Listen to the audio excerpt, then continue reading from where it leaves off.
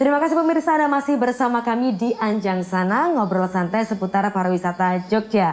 Dan saat ini kami masih bersama-sama ngobrol santai di Prime Plaza Hotel Yogyakarta. Tadi melanjutkan lagi Pak Dwi, disampaikan bahwa ternyata serapannya belum maksimal tadi ya Pak ya. Artinya kan sebenarnya pemerintah dari lembaga legislatif mendukung, tapi mungkin masyarakat belum memberikan umpan yang ini loh yang bisa kita dukung, yang bisa kita danai dan seterusnya.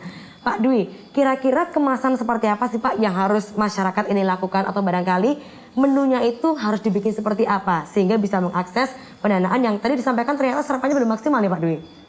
Ya, tadi Mas Singgih sudah bilang bahwa kita jangan latah.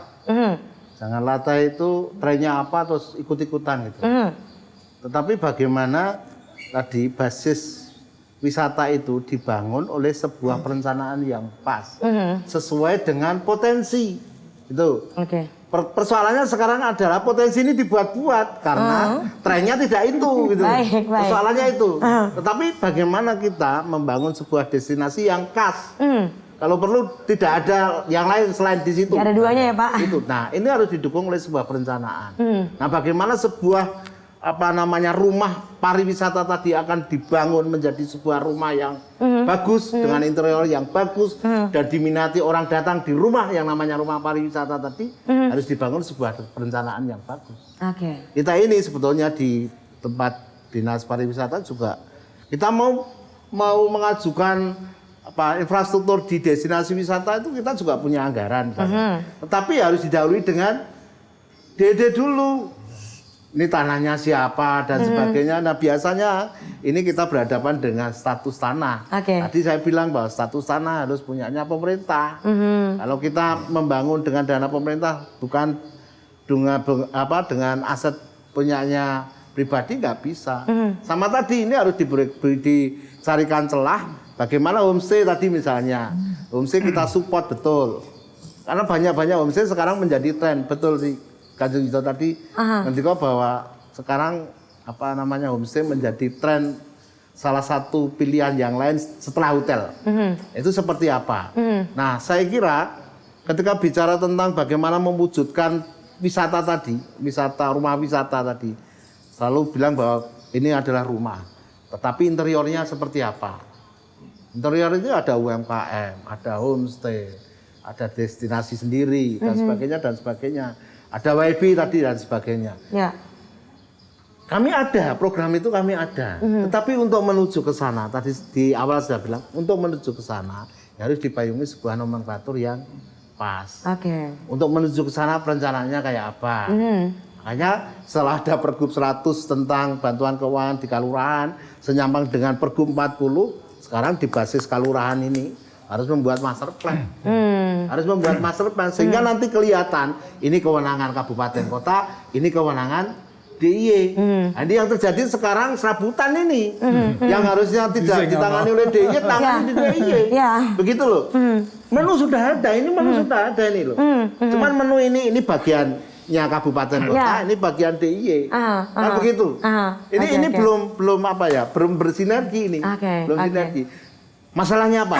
Perencanaan tadi. Kalau dipertanyakan bagaimana untuk membangun sebuah pariwisata lebih optimal? Perencanaan. Kuncinya itu ya Pak ya. Terima kasih Pak Dewi.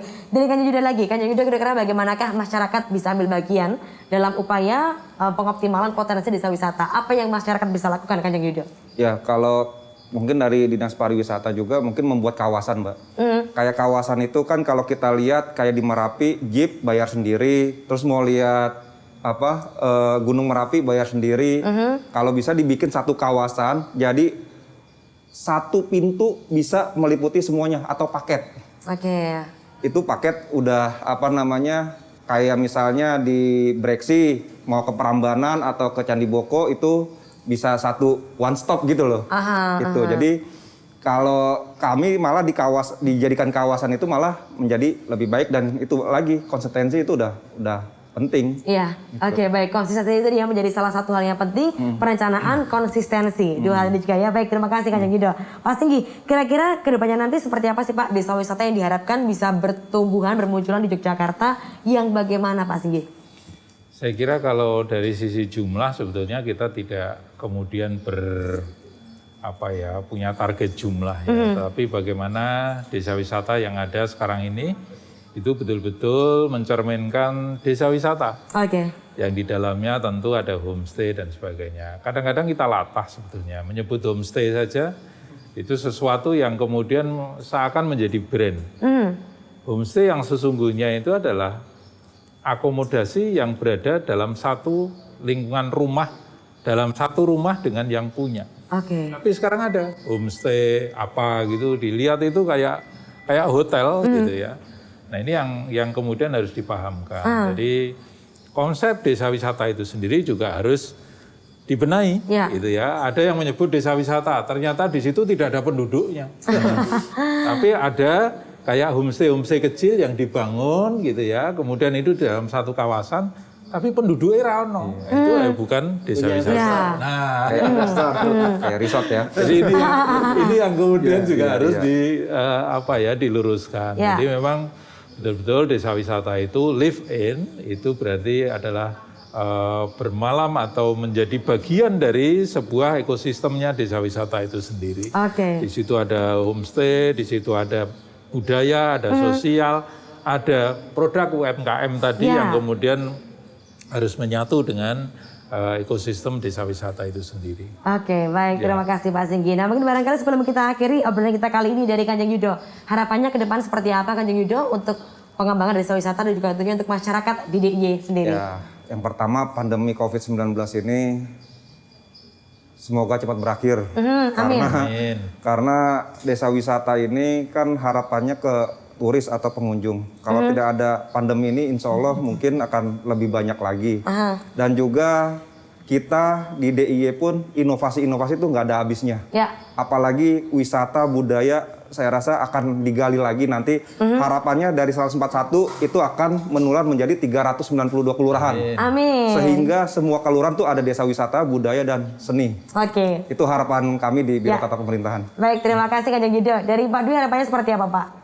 Ya, sebetulnya begini, di pemerintah DIY sudah menyiapkan sebuah regulasi apapun ada, dan goalnya di pariwisata.